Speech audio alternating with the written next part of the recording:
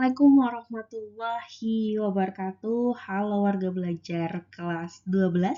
Kembali lagi dalam pembelajaran pendidikan Pancasila dan kewarganegaraan. Pada video sebelumnya kita sudah membahas salah satu contoh sengketa wilayah, yaitu kasus Sipadan dan juga Ligitan.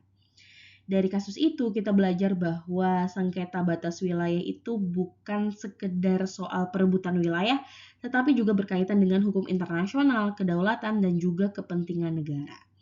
Nah, pada pertemuan kali ini kita akan membahas bukan fokus pada satu kasus lagi, tetapi kita akan membahas bagaimana sengketa batas wilayah itu dapat diatasi, serta mengapa penegasan Indonesia sebagai negara kepulauan itu menjadi sangat penting. Indonesia itu merupakan negara kepulauan terbesar di dunia. Jadi kita memiliki ribuan pulau, kemudian memiliki wilayah laut yang luas dan juga berbatasan dengan banyak negara. Kondisi ini memberikan keuntungan yang strategis tetapi juga menimbulkan berbagai tantangan untuk Indonesia. Salah satunya adalah potensi sengketa di batas wilayah. Karena itu menjaga kedaulatan negara itu bukan hanya soal mempertahankan wilayahnya saja, tetapi juga memastikan bahwa batas negara itu jelas dan juga diakui. Kemudian sengketa batas wilayah itu adalah perselisihan antar dua negara atau lebih mengenai batas wilayah kedaulatan. Penyebabnya itu bisa karena perbedaan tafsir batas, perbedaan data, atau kepentingan tertentu. Jadi sengketa ini bisa terjadi di darat, kemudian bisa terjadi di laut, bahkan juga di udara. Sama halnya yang kita bahas sebelumnya. Dan yang penting kita pahami bahwa tidak semua konflik itu akan berujung tidak semua sengketa itu akan berujung konflik. Jadi bisa diselesaikan dengan melalui hukum dan juga diplomasi. Itu yang paling kita ingat ya. Kita ingatkan bahwa bagaimana sengketa itu bisa terjadi? Mengapa sengketa itu bisa terjadi? Jadi yang pertama itu adanya perbedaan pada peta dan juga data geografis. Kemudian yang kedua terkait dengan warisan penjajahan.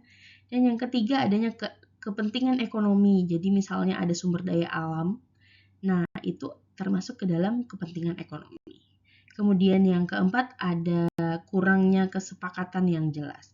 Artinya sengketa itu bisa muncul bukan semata karena perebutan, tetapi karena batas yang benar-benar belum selesai. Jadi selain Sipadan dan Ligitan yang sudah kita bahas sebelumnya, Indonesia juga menghadapi persoalan lain. Misalnya ada terkait dengan Ambalat dan juga Malaysia.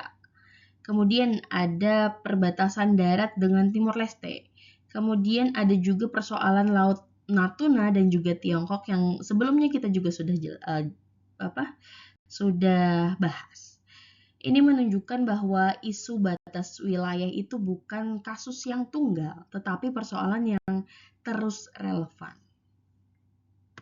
Lalu bagaimana dampak atau apa dampaknya jika sengketa itu tidak diselesaikan? Jadi, yang pertama itu tentu akan mengganggu hubungan diplomatik. Kemudian dia akan berpotensi menimbulkan konflik dan dia juga bisa mengancam kedaulatan negara dan dapat menimbulkan kerugian ekonomi serta keamanan juga.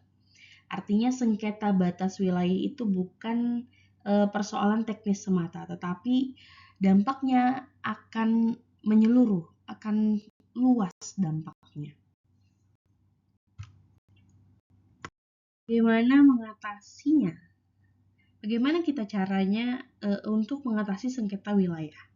Jadi yang pertama itu bisa dengan diplomasi atau perundingan damai. Kemudian yang kedua itu ada mediasi pihak ketiga. Dan ketiga itu ada arbitrase internasional. Yang keempat itu melalui mahkamah internasional. Dan yang menarik, semua ini menunjukkan bahwa penyelesaian modern itu mengedepankan atau mengutamakan hukum, bukan kekuatan suatu negara. Itulah prinsip penting hubungan internasional. Jadi disinilah hukum internasional itu berperan. Salah satunya melalui UNCLOS. Jadi kepanjangannya itu United Nations Convention on the Law of the Sea. UNCLOS itu mengatur batas laut, hak maritim, dan juga penyelesaian sengketa. Jadi aturan bersama yang menjadi dasar.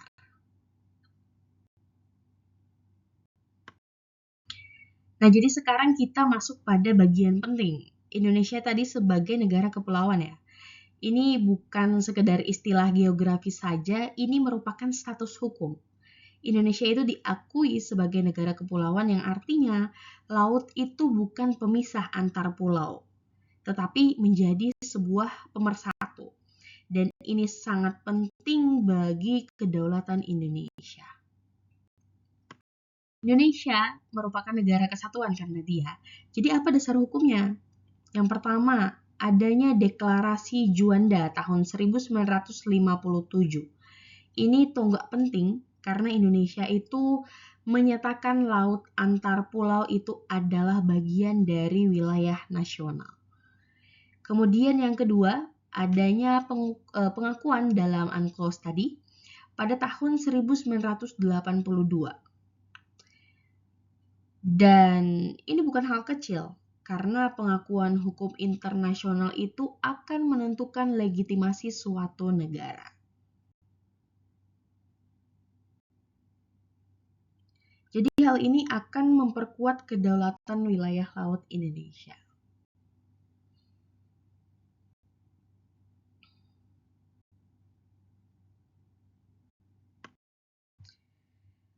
Upaya, nah pentingnya penegasan negara kepulauan yaitu dengan meningkatkan kesejahteraannya. Nah, jadi mengapa penegasan ini penting? Tentunya untuk menjaga keutuhan negara kesatuan Republik Indonesia. Kemudian untuk melindungi sumber daya laut Indonesia. Kemudian juga untuk memperkuat posisi Indonesia di mata internasional. Dan yang terakhir itu bisa mendukung pertahanan serta keamanan negara. Jadi penegasan negara kepulauan itu bukan konsep yang secara teoritis tetapi juga merupakan strategi dalam menjaga negara. Pada kesimpulan materi terakhir pada hari ini, sebagai penutup, sengketa wilayah itu secara utama atau diutamakan itu dilakukan atau diselesaikan secara damai. Jadi melalui diplomasi dan juga melalui hukum internasional. Indonesia juga memiliki dasar hukum yang kuat sebagai negara kepulauan. Dan tentunya ini menjadi pondasi penting dalam menjaga kedaulatan negara. Sebagai warga negara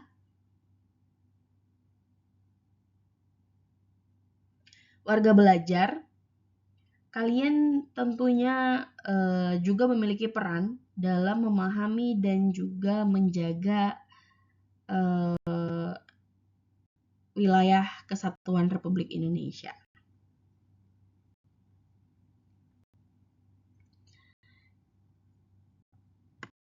Nah, jadi warga belajar harus ingat bahwa sengketa wilayah itu bisa sangat berpotensi terjadi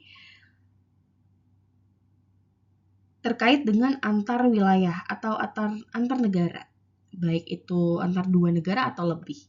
Penyebabnya sendiri bisa bermacam-macam, bisa terjadi karena sejarahnya berbeda, kemudian perbedaan petanya, kemudian sumber daya alamnya, atau karena tadi batas yang belum jelas.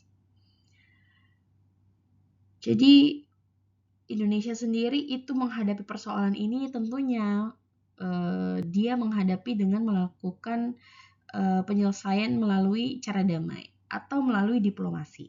Kemudian bisa juga melalui kerjasama dan juga hukum internasional. Jadi sebagai warga negara, kita perlu memahami bahwa kedaulatan itu bukan hanya tugas pemerintah ya, warga belajar, tetapi juga bagian dari kesadaran kebangsaan kita sendiri.